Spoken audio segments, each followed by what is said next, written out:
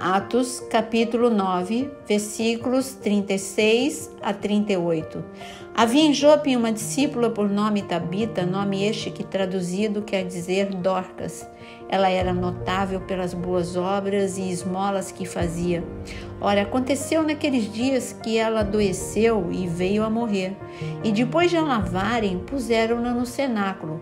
Como Lida era perto de Jope, ouvindo os discípulos que Pedro estava ali, enviaram-lhe 2 homens que lhe pedissem: não demores em vir ter conosco. Nós temos aqui uma grande crise. Dorcas adoeceu e morreu.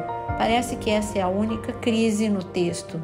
Nós temos 2 grupos de pessoas aqui que nos ensinam como nós temos a oportunidade no meio da crise. Primeiro grupo de pessoas é a própria Dorcas, que representa mulheres em meio à crise. Dorcas era uma mulher que morava numa cidade portuária chamada Jope, e quando ela olhou para o seu lado, ela viu muitas mulheres viúvas, porque na cidade portuária tinha viúvas de marinheiros, viúvas de pescadores, e ela viu a necessidade dessas mulheres e ela se sentiu impotente, porque no texto não está escrito em momento algum que Dorcas era uma mulher rica. Está escrito que Dorcas era uma discípula, e por ser discípula de Jesus, ela era como mestre.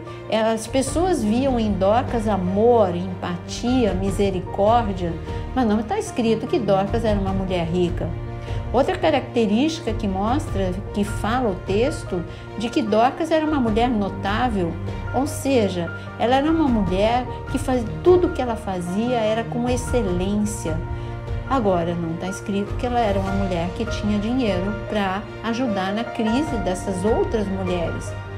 Mas quando a gente olha para a palavra, nós vemos que diante de uma grande crise, Moisés enfrentando o Mar Vermelho na sua frente, os egípcios, todo o exército dos egípcios atrás, parecia que não tinha saída, mas no meio da crise, Deus perguntou para Moisés: o que é que você tem na mão?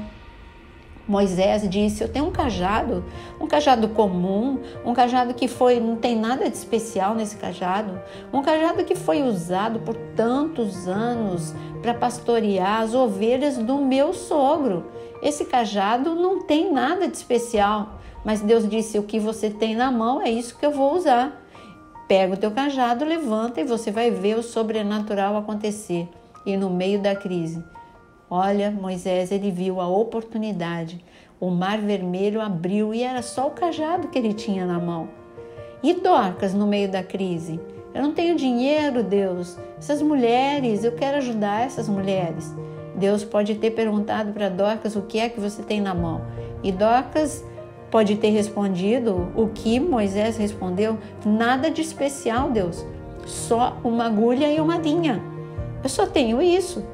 E Deus com certeza disse: me entregue esse seu talento. Você vai ver a oportunidade no meio da crise. Você vai ver como uma agulha e uma linha pode fazer diferença em muitas mulheres. Porque quando Dorcas, por ela ser notável, ela não fazia aquelas roupas que as viúvas apresentaram para Pedro quando ele chegou, não era simplesmente uma roupa bem costurada, era uma roupa que falava do amor de Deus para aquelas viúvas. Dorcas, eu tenho certeza que Dorcas, ela orava enquanto ela costurava, e quando ela entregava as roupas, ela falava uma palavra de amor, de aceitação, e aquelas mulheres se sentiam especiais, se sentiam protegidas, amadas, amparadas. Ela, no meio da crise, foi a oportunidade de falar do Evangelho. E era só com o que ela tinha na mão. E eu digo para você, e você? O que você tem na mão? Você tem uma crise? Mas e o que você tem na mão? Eu não tenho nada. Aí Deus fala: me entrega que você vai ver o que eu posso fazer com o que você acha que é comum. Não existe nada comum em você, porque você é especial. Você é uma mulher chamada para essa geração, para impactar essa geração, assim como Dorcas impactou a cidade de Jope. Mas chegou um dia de uma crise pior. E essa crise foi a doença e a morte de Dorcas.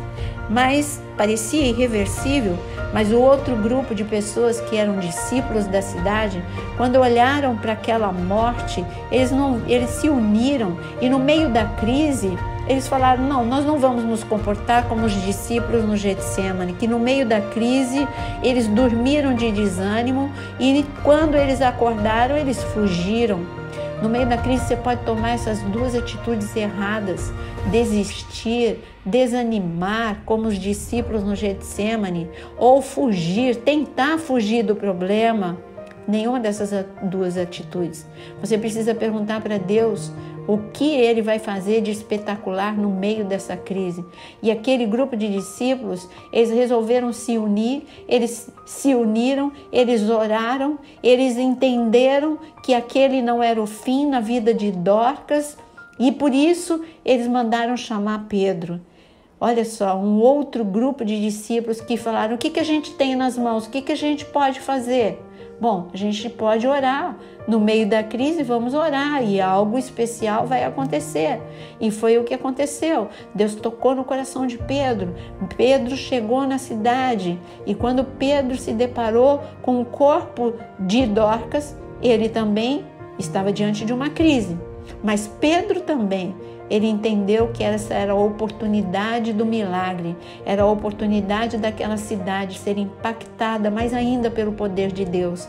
E Pedro, ele se ajoelhou, ele orou, ele se levantou, olhou para Dorcas e ali ele liberou uma palavra.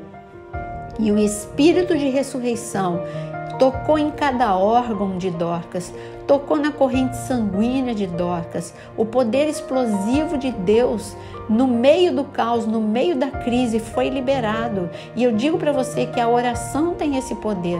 O poder da ressurreição está ao nosso alcance. Por isso, você que está vivendo uma crise, se levanta, apresenta a Deus o que você tem, mesmo que você ache que é simples, e ore, porque você vai ver o milagre acontecer. O poder da ressurreição vai tocar no problema que você está vivendo. O poder da ressurreição vai tocar em famílias destruídas, em casamentos destruídos. O poder da ressurreição vai tocar em finanças que já estão esgotadas. É o poder da ressurreição que vai levantar e tornar o impossível em milagre, em nome de Jesus.